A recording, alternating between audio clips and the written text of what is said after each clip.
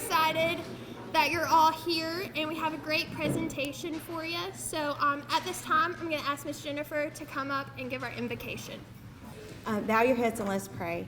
Dear Heavenly Father, Lord, we thank you for today and for all of your many blessings. Lord, we thank you for the beautiful, cool morning, cool day that we can come out, Lord, and gather together.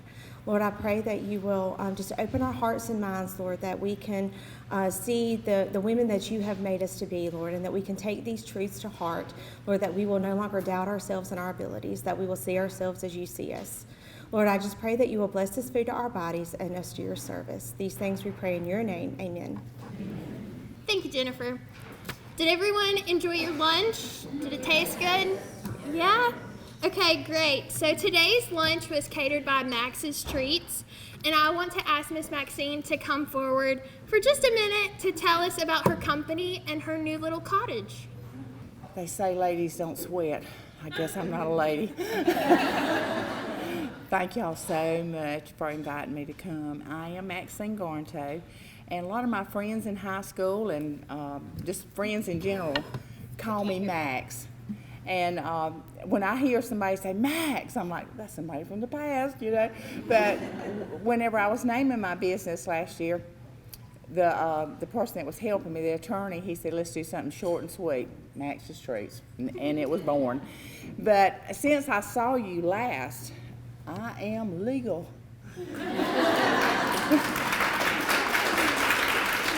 I am no longer a bootlegger. I did have a cottage license to do things in the house, and I would do casseroles and cakes and stuff like that, but it just kept getting bigger and bigger, and God convicted me. I mean, big time, before I even retired from nursing. If you're going to continue doing this, do it the right way. And it took a year and a half to finally open the doors, and I have a little cottage beside my house with an industrial kitchen with a score of 100. In the front room, I designed it, and so it's 900 square feet. So the front part has a little room, and it will hold 32 people comfortably, and the fire marshal approved that. And the other part is the kitchen. So if you need somewhere to have a shower or a bridesmaid's luncheon or just some little get-together, call me. I've already got a lot of bookings for Sunday school class parties, for reunions, and funerals. I mean, it just kind of hit me. I said, you want to plan a funeral for December? And they said, well, yeah, we couldn't get everybody together until December. So, you know, and it works out pretty good, you know. I'm thankful I was able to do it. I am one thankful and blessed woman. I am just so glad that all this other is behind me, and I just look forward to serving y'all again. And I thank you for all your sweet comments. I'm going to try to start doing a little bit of gluten-free things to where some of you that are gluten-free or can't eat certain things, you will have something other than green beans. Who is my green bean girl? Hi. But anyway, thank y'all so much. And again, y'all are just the best. And I love me some Paige.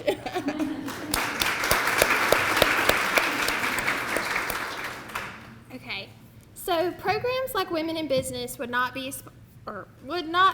possible without our generous sponsors. So for today's lunch, we have two sponsors. We have West Rock, if you ladies would stand. Their spokesperson isn't here, but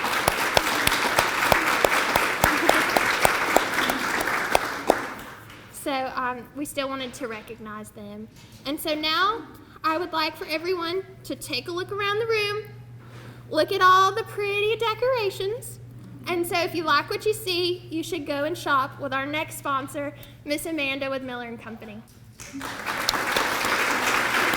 Paige is truly one of the sweetest ladies that I have met, and she always says that I was one of the first people that she met when she moved here, and I think that she's an inspiration to all of us ladies just by coming and always having a smile on her face and welcoming, because women should support other women, and what better way to do this than today. And my name is Amanda Miller, and I'm always happy to come and help with the chamber, but also I'm happy to say that I have celebrated 5 years of business over at Miller & Company. And and of course, all times have not been, easy. It's a lot of hard work. I'm from Laurens County, and I grew up in a really small town called Cadwell, which is, like 21 miles from Dublin. But as my husband and I moved back here to start our family, we realized that there was a lot of need for home resources for your house. Rather it be for interior design or just home decor shopping, rugs, wallpaper, fabric. And so I had a little dream that I feel like has been successful because of ladies like you, and I really, truly appreciate it because in a small town, it's so important to have support and for people to come and support local businesses. And just being a part of the chamber, how ladies here, I feel like really support one another, and just seeing friendly, smiling faces at you, make you feel like, gosh, I'm really doing something that matters here. And I just want to say, first of all, thank you, and I appreciate all of your business through the years. This is our busiest time of year now with fall and holiday and Christmas, so it's like pumpkin galore explosion at the store. So we have really received the most inventory we have in years, and I think it's part because of COVID that we didn't get so much at one time, and so now you really overbuy, it seems, because you don't know if it's going to come. Well, it came. And so we have so much great things for you girls.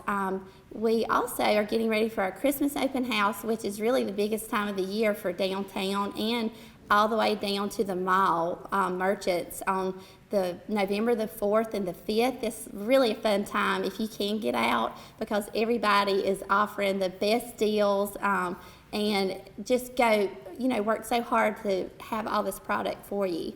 So that is one date I wanted to tell you girls about.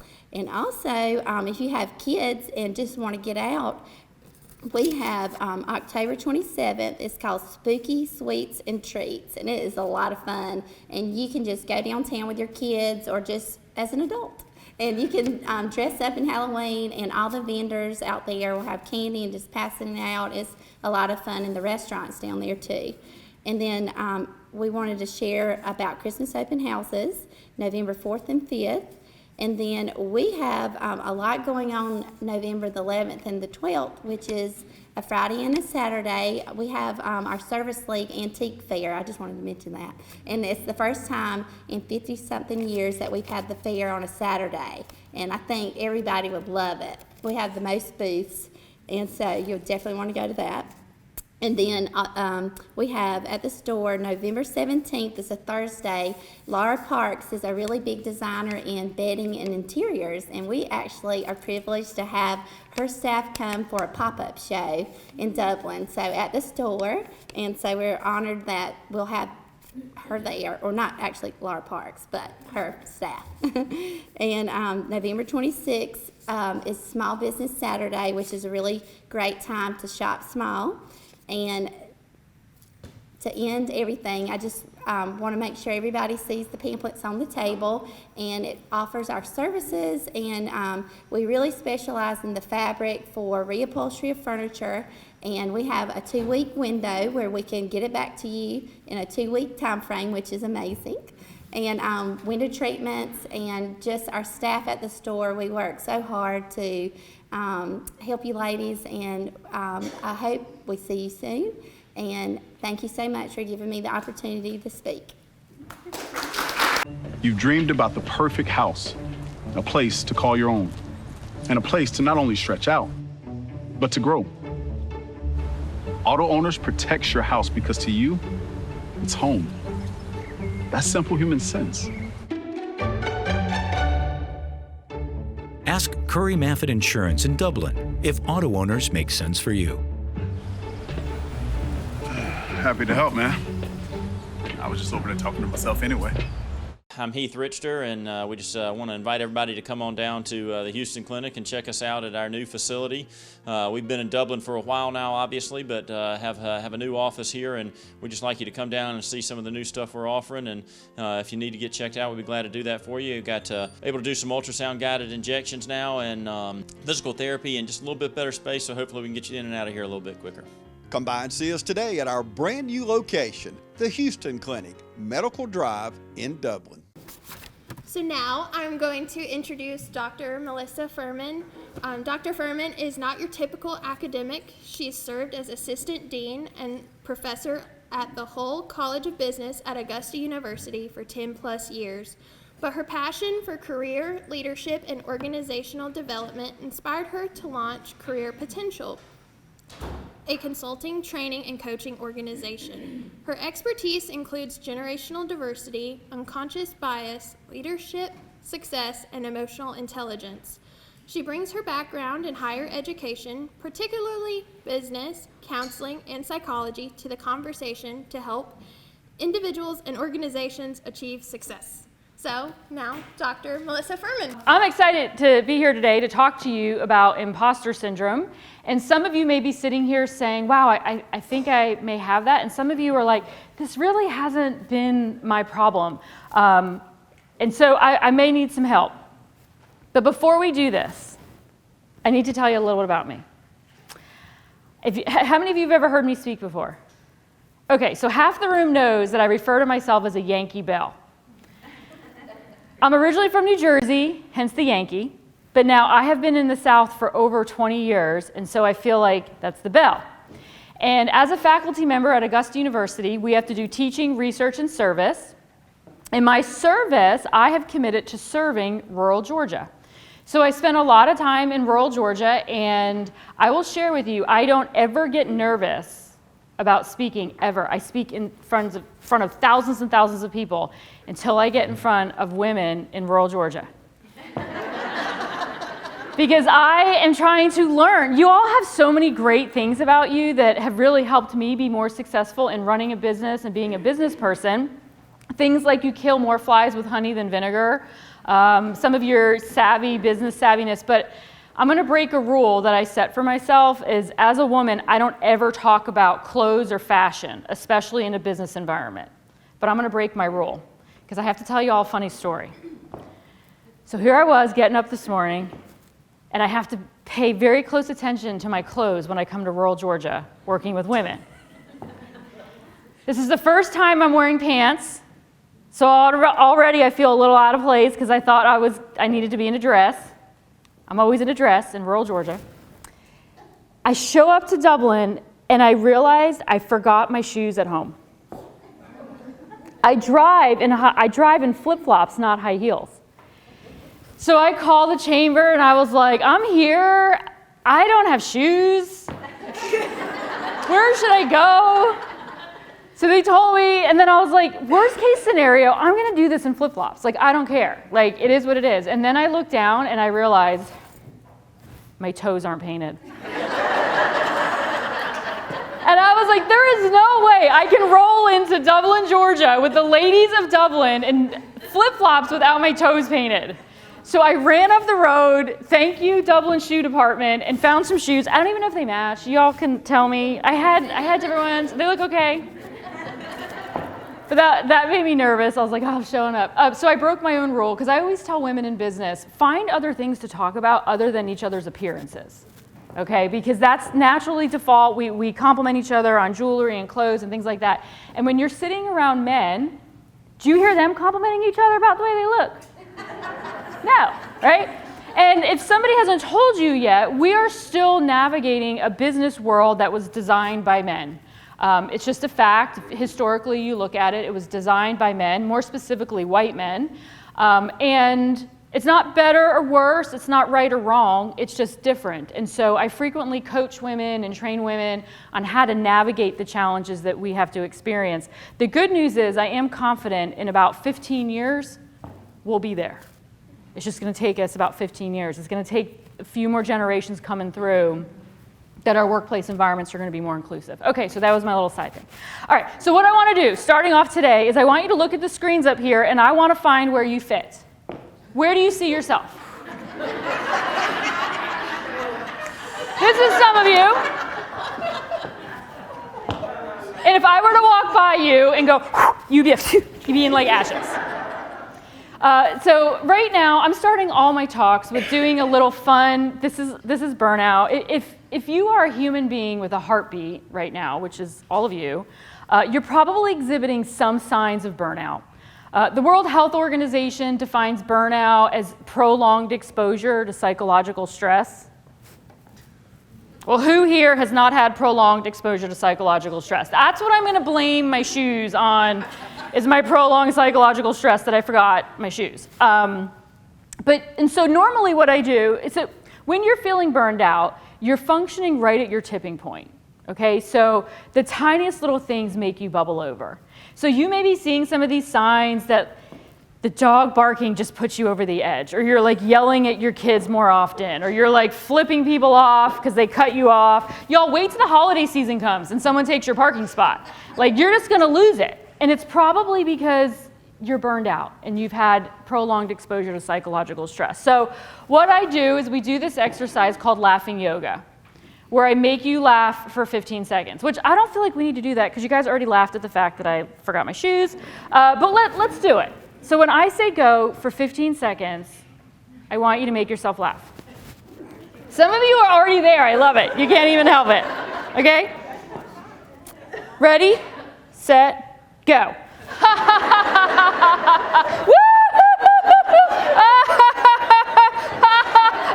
more seconds. Keep it going. I don't hear anybody snorting. All right. What are we all doing right now? We're all laughing. We're all laughing. I do that because laughter goes a long way. Laughter heals the soul. So if you are feeling a little burned out, a little stressed, go find things that make you laugh and do it more often, okay? But I am excited to be here in Dublin. I consider Dublin my second home. I'm actually down here in Dublin typically 3-4 times a month. I'm doing some different work with the City of Dublin Police Department, Nichols Cawley, which I see y'all here, shout out. I've worked with some nonprofits in the area. Oh, Miss Maxine needs some help with the City of Dublin Police Department. I know, I heard. Potentially. So what's funny is I already told them that if they pull me over, just give me the ticket, because I speed all the time, and I'm like scared to death now of one of them pulling me over. Was it Dublin or East Dublin? It was Dublin. Surely somebody here knows Tim Chapman. You can help her out. Yeah. I've had 3 speeding tickets in the last 6 months. No. And the one was a state trooper. So that's why I told him, like, if I do it, just whatever. Yeah, so I don't know if I'm the best person to help him out, because I may need to cash those chips in on myself. So thank you for having me. I love Dublin. If anybody wants to open up an Airbnb so you can host me, I'd love to have it, because I'm tired of staying in the hotels. I told the ladies at my table that I could probably, just me coming here, could cover the cost of the mortgage of the Airbnb, and then anything beyond me is just profit for y'all. So someone think about it, okay? All right, so let's talk about this imposter syndrome. What I want you to do, let's take a quick quiz just to kind of see where you fall. And just in your head, keep track of a number, 0, 1. Now, some of you are very numbers-driven people. Like the CPAs already have their pens and paper out. I see y'all. Keep track of your score if you like. For the rest of you, just keep it in your head, and you're going to be fine, okay? So if you answer yes to this question, the following questions, you're going to give yourself a 1, okay? So I believe the success that I have achieved is due to luck. Yes or no? Again, if yes, keep a 1 in your head. If you have to, you can even use your fingers, because I only have 11 questions. Any of you have 11 fingers? Okay. When I do well, I often think that I don't deserve it. Yes or no? I worry that people will find out that I'm not as smart as they think I am. Yes or no? I downplay my achievements. Yes or no? It is hard for me to accept compliments. I feel uncomfortable with praise. Yellow makes me feel a little squirrely. I often compare my success to others. I don't like drawing attention to my successes. I feel like I'm just making it up as I go along. I feel like I don't deserve any of the success that I have attained. Okay? I'm afraid that people will soon realize that I'm not who I make myself out to be. And so what I want you to do is add up your numbers. Please don't take out your cell phone to add up the ones. Just kind of count and find out where you fall. And this will tell you just how many of you may be experiencing some of the symptoms of this thing called imposter syndrome. Okay? You don't have to share it with others. I just want you to kind of do a gut check of kind of where you fall. And when you actually look at what is this thing called imposter syndrome, the American Psychological Association actually has an official definition, which, by the way, if you don't know my history, my undergraduate degree is in psychology. My master's degree is in professional counseling, and I am a licensed mental health counselor, even though my doctorate is in business. So this concept of imposter syndrome really resonates with me, and I really like to help women and young professionals and new achieving professionals overcome this. But the way that they define it is it's a psychological occurrence in which an individual doubts their skills, talents, or accomplishments and has a persistent internalized fear of being exposed as a fraud. That's the key part of it. So it's not just that you're lacking self-confidence or you're doubting your abilities. That may just be your self-regard, your self-confidence. We can deal with that. The imposter syndrome is the fear that you have that somebody, for some reason, is going to figure out that you're a fraud. Now, you're not a fraud. You legitimately should be where you are. You've earned it. You've got the credentials to do it, but you have this fear that someone's going to figure out or someone's going to accuse you of being a fraud. And it seems to be very common amongst high-achieving people or people who are embarking on a new endeavor. So we just heard the stories of two fabulous female entrepreneurs who started their own businesses. And typically, if you're in those shoes and you're starting a new business or you're in a new role, this is when you start feeling those feelings most often. And what's even sadder about it is that usually we suffer in silence when we have them. It's not something that our society and culture has embraced and allows us to talk about it and say, yeah, I'm feeling this imposter syndrome thing. Because we're embarrassed and we're concerned. We have this fear inside of us that someone's going to think that we're a fraud. So if you're out there telling yourself, telling people that you think you may be a fraud, it may be a self-fulfilling prophecy, right? And so people say to me, is this unique to women? And what I'm going to tell you is no. It is often seen in, again, people who are high achieving or people who transition to a new role, but the label or the term imposter syndrome has really been attached to women. I can't tell you how many women in business, women in banking, women in finance, women in construction, women in agriculture conferences that I go to, and I look at the agenda, and every time I look at the agenda, there's some module or session on imposter syndrome. And wait till you see when I talk to you on the end, kind of my thoughts on that. Just hold tight. And so what causes this? What causes this? Now, some of it may be just because of your upbringing. You may have been in a household where there was a strong emphasis on achievement. So your parents wanted you to get A's, or you were expected to do certain things, or if you played sports, you were expected to be the captain and be the best that you can be. I frequently tell people that the way that we behave as an adult is due to what we experience as children and early adolescents. So things that we experience, things that we're exposed to as young children, shapes our lens and how we see the world, which then translates into how we behave as an adult. So that's why things like unconscious bias, we can't just wave a wand or do a 90-minute workshop and be done with it. We basically have to unwire everything you've experienced as a child to create a different lens in how you see the world, to then change your behavior as an adult. So it's a little bit more complicated. Sometimes what causes imposter syndrome is we're receiving mixed messages. We may have overpraise where someone's telling you you're fabulous, you're fabulous, you're fabulous, but at the same time, they're also criticizing you. So you're kind of confused and you're receiving these mixed messages, and that leads you to have this self-doubt and feeling like you're a fraud. A big part of it is just societal pressures that we're expected to do certain things. And so, for example, women sportscasters, or when we're hearing about women being the first in doing whatever they're doing, or you may be the first female CEO of the bank, or you may be the first, whatever, insert the blank, that there's this pressure on you that because you're a woman, you really have to succeed, or you really have to prove yourself. And some of you, it's just your wiring. Some of you are just wired to be very self-critical. You're wired to be a perfectionist. And you just hold these standards for yourself that are so high that it's even impossible for you to achieve them, right? And so there's all these different reasons. And some of them, you may just be wired to be an anxious person. You have anxieties, you have these natural fears in you that you're fearful of a lot of things. And so just add this to the list, right? Shoot. So there's a lot of different reasons. Some of you may be sitting here and you may fit nicely into this one bucket, and some of you may have a little bit of all the buckets, and some of you may be like, I don't have any of that, but yet I'm still feeling this way, right?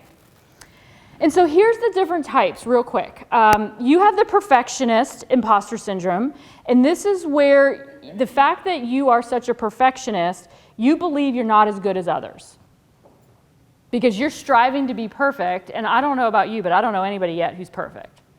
So some of you may have that type of imposter syndrome. Others, you may have the expert imposter syndrome because you feel like you don't know anything and everything to consider yourself an expert. So I do organizational behavior, organizational development, and if I had this issue or this type of imposter syndrome, I would say, yeah, I can't come talk to y'all. You can't call me a subject matter expert because I don't know everything about organizational behavior, or I don't know everything about generational diversity. So that's an example. You could have the natural genius imposter syndrome, which is basically you feel like a fraud because you're not naturally intelligent. Some of us just aren't book smart, right? Like learning did not come easy for us. When we were in school, we may not have been the straight A student. And so now as an adult, you're walking around thinking that you're not smart all because you weren't good in school. And when I say naturally intelligent based on the structure that K through 12 has created, this very specific paradigm and how they taught you, which that may not be the way that you learn, right? You could have the soloist imposter syndrome that you feel like because you always ask people for help, you question your own abilities.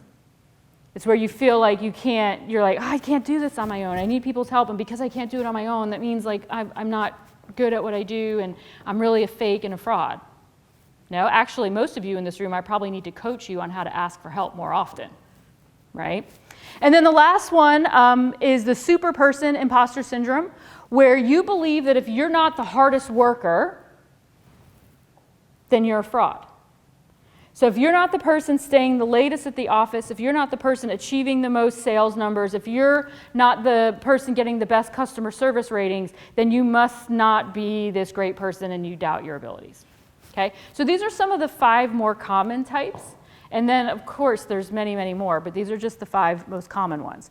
Okay, so what do we do? How do we overcome this? First thing I always tell women is you need to develop relationships with people. You need to have sponsors, you need to have role models, and you need to have mentors. In this particular case, I highly recommend you looking for role models, specifically female role models, which is a challenge for many of us, right? It's hard to find women in positions that we want to achieve to be because we're just not there yet. As women, we're getting there, okay? But if you can also have a mentor that you can talk to, because a mentor is somebody who will sit down and give you advice based on his or her experience. So you want to find a mentor, talk to a mentor, get his or her advice. Now notice I say his or her because from a mentor standpoint, it's okay if it's a male or female. But then I also encourage you, if you're really struggling with this, you may want to think about pursuing a coach.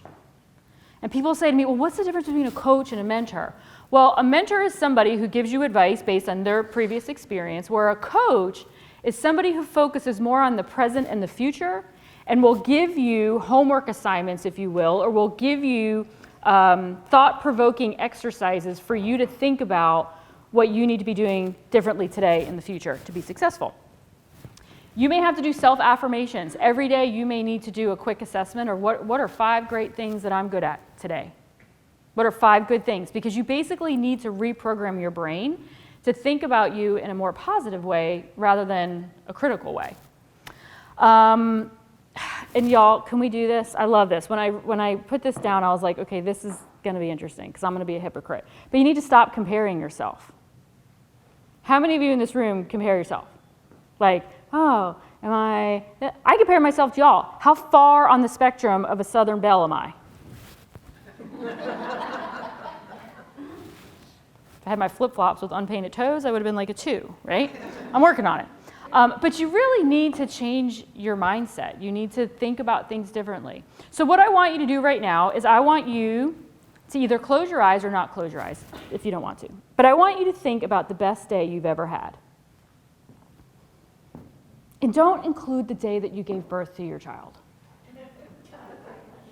Because really, was that the best day you've ever had? Okay? I mean, it may have been the best blessing like in your life, but really? Okay? Maybe the drugs made you think it was the best day. But I want you to think, let me put some context around it. I want you to think about the best professional day you've ever had. Okay? What was going on? What were you wearing? Here I go back to clothes again. Where were you? Who were you working for? And what did you do? Now you know what's crazy? If we had more time and I was doing a workshop, I would actually have you stand up, I'd have you face each other, and I would have you, one person watch and the other person close their eyes. All of you, you should see how your body language changed. When I said to you, think of your best day. Some of you like sat up straighter, some of you like cocked your head, some of you smiled, put your shoulders back, and you felt good. Now, we're not going to do this exercise today because we're burned out and too many of us are functioning right at our tipping point, and I'm not ready to apply counseling CPR today. Trauma. I am a crisis intervention counselor, but usually I do an exercise where I have you stand up and then I say, okay, I want you to think of your worst day, but we're not going there. Nobody think about their worst day, okay?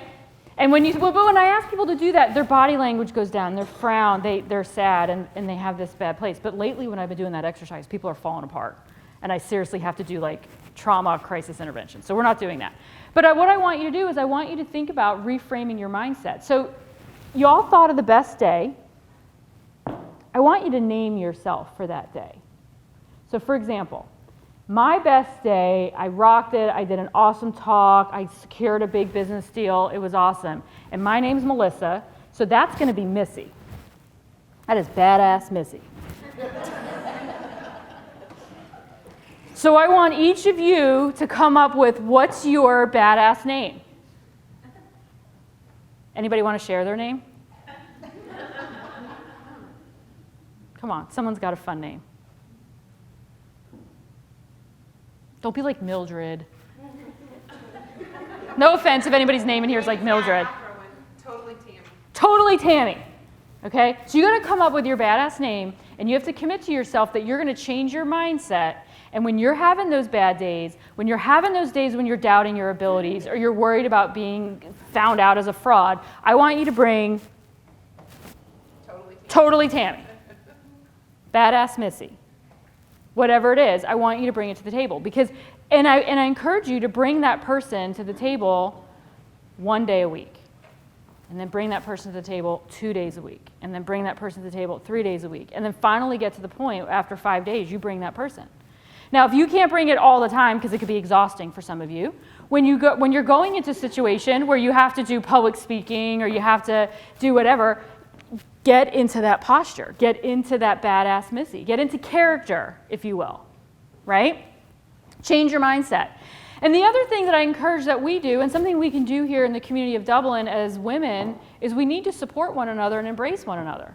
Like, I'm hoping as we move beyond today, you are comfortable with this term imposter syndrome, or you're comfortable with what we're talking about, and you support one another. You know, you could say, man, I'm just having one of those days where I'm doubting everything I'm doing. I just feel like I'm badass Melissa. I just can't bring her to work today. And support one another, because here's the thing. Generationally, women of my generation, which is between the ages of 41 and 55, most of us are not wired to support other women. Many of us were actually trained, whether you realize it or not, we were told if you want to be successful in business or you want to be a leader, you need to behave like what? You need to behave like a man. These younger generations are coming into the workplace right now with not having that message in their mind, and they're coming in and they want to be like your BFF, and we're like, whoa, bitch, like, whoa. Like, we can edit that out. I know, but I'm from New Jersey. It just happens. But you're just like, whoa, whoa. And we can't do that. We can't do that anymore. That is not Southern Belle. I know. What would you say? Like, no, girl? I don't know. What would you say? You're like, no. What is it? What'd you say? Oh, bless your heart. You thought I was going to be your friend. I'm totally not. And you say it with a smile.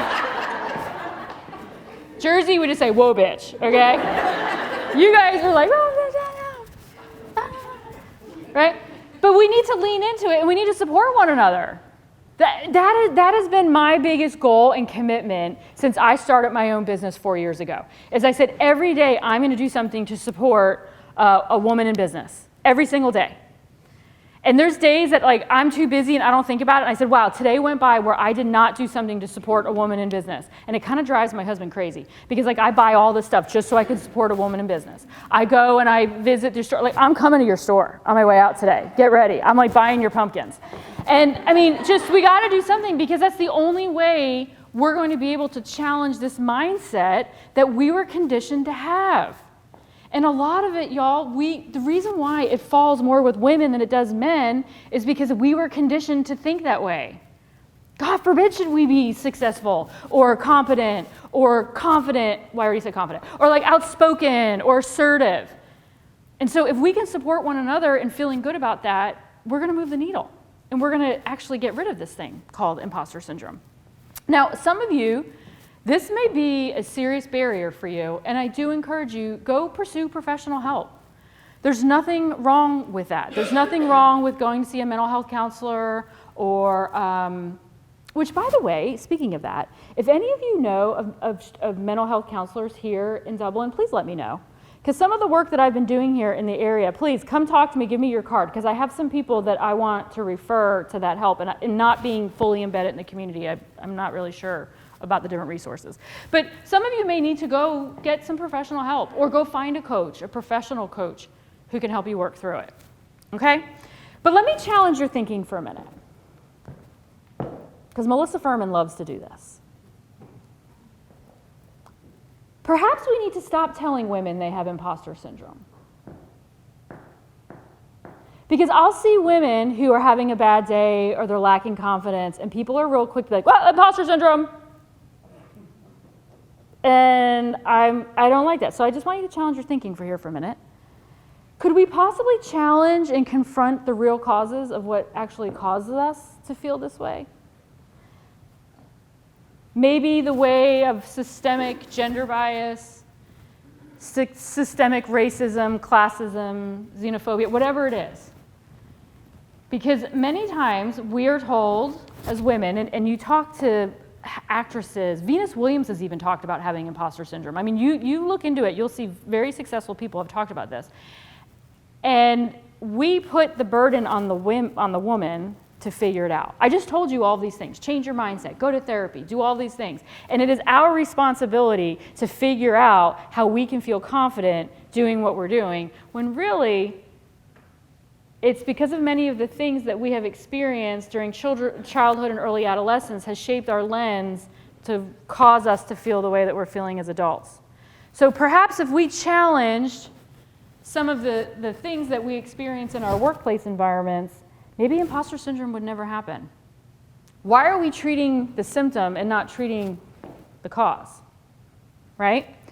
Because I want you to think, what role does the workplace systems play in fostering and exacerbating women's feelings of self-doubt? But I want you to leave here today with the tools to say, okay, I'm going to change my mindset. I may go get help. I'm going to go find a mentor. I'm going to build relationships. I'm going to do all those things because that's what I want you to do.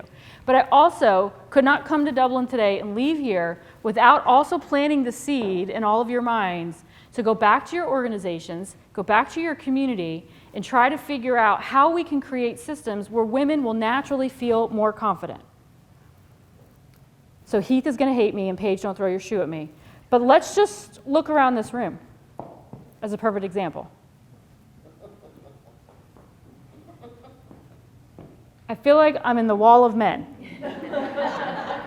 Wait, we have one woman there. Second one. Oh, we have two. Over here in the corner. I've got one there. Well, here that's with the husband. There's one over there. But I just want you to think about that. Like, what are some things that we can do in our communities, in our workplaces, to create environments where women will naturally feel included, will naturally feel confident, will naturally feel like they belong there? Because I do diversity trainings and I do inclusion trainings, and there's so many times that people don't realize that it's the environments that weren't, wait, so let me really be fair. My women of color, we are not only in a room full of a wall of men, we're in a room full of a wall of white people, right? This is just one little thing, and I love this building. It's a fabulous building, and I know Heath may get mad at me when he watches this, but it's okay. I get kicked out of Dublin. Y'all cancel me. Cancel culture. You're like, Melissa's out of here. She's never coming back. But there's like things that we can do to make people feel more included, to make people feel like they belong, that they're in an environment that supports them. There's people on the wall. There's the building itself looks like something that looks like them, that they feel like they can belong there. So I just encourage you to think about that, okay? So do we fix the women instead of fixing where they work? I don't know. So I just want to leave that with you to kind of chew on it. Because feelings of this doubt and uncertainty is human nature, and men have feelings of doubt, men have feelings of uncertainty, but they're not in systems. The systems that they're in don't exacerbate those feelings or don't put a label on it. And so maybe we just need to accept that having some self-doubt and being anxious is okay. And it's not that you're an imposter, right? Because the word imposter is such a heavy word to think about. Because even if women do demonstrate strength, ambition, and resilience, our daily battles with microaggressions, which are comments that are made to us, things with having certain expectations, certain assumptions about women often push us down. So maybe we need to change our systems. So what can we do with this? So number one, advocate for change. When you leave here, say let's commit and advocate that we have more inclusive environments so everybody does feel included. We have to support each other rather than tear each other down, rather than compete against one another. Let's support each other. And let's go ahead and seek and create these positive environments. So many of you, I talk to you like on the side and you talk about where you're working, and some of these environments aren't great places to work. So what can you do to make your environments more positive, more welcoming, more inclusive? And if you can't do that in your environment, maybe it's time that now some of you are going to hate me because you're like, you just made all my employees leave, but shame on you, right? Because I'm going to say to you, if you're working in an environment where it's not somewhere that is embracing you and supporting you and making you feel included, maybe it's time to change, right? Go ahead and find a role model, and any of you in this room, you need to start thinking of yourself as a role model, which is really hard for me. Somebody actually came up to me a few years ago and says, hey, will you be my mentor? And I was like, oh, am I old enough to be your mentor? Do I have enough experience to be a mentor? Are you sure you want me as your mentor? I'm really going to mentor you on what not to do, right? But think about it. Every single one of you in this room, you're a role model. Now, if you are serving in a leadership position right now, What I also want you to recognize is that people are watching you.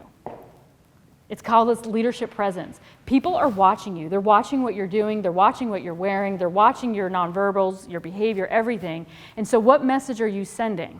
And how can we be positive role models for people coming up after us?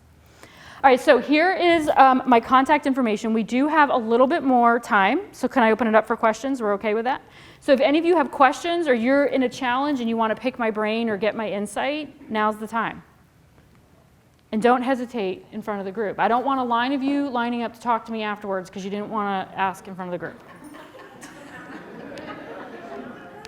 And when you ask the question, do not say, well, this may be a dumb question, but I'm not sure. Just ask the question. Just be confident and ask the question. Yes, ma'am. Do you find that there is a fine line as a leader between trying to make sure that everybody feels included and everybody feels loved and everybody feels accepted and trying to run a business? That is a very Gen X question. Yeah. Line that I walk continuously. Yes, and this is the struggle that many people are having right now. And I personally think the pendulum has swung a little too far, that as leaders, all the way up to Fortune 100 companies are a little too dialed into caring about what their employees think. See, all the Gen Xers are laughing, like, ha, ha, ha, she's so right. I think it does need to come back a little bit because at the end of the day, it is a business and work needs to be done and it's exhausting. So here's what I'm going to tell you for all of you in those situations. I encourage you to go back and you need to ask your people how they want to be cared about. Because when I'm coaching people in this situation, they're doing all of these things and they're trying all of these things and I'm like, do you know if it's even working? Is this what your people want? Well, I don't know. I feel like I have to do all of it. I said, work smarter, not harder.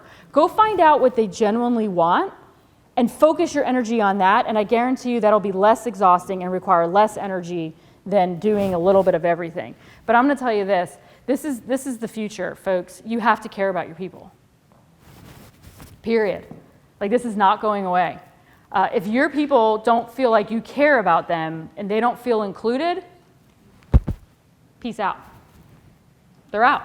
They're done. And that's of all generations. We're even finding the older people now are even saying, this is BS. Like, I'm not doing this anymore. I'm drawing the line in the sand. And so you have to really care about your people, but care about them the way that they want to be cared about, not the way that you want to be cared about. So ask them. Okay? What else?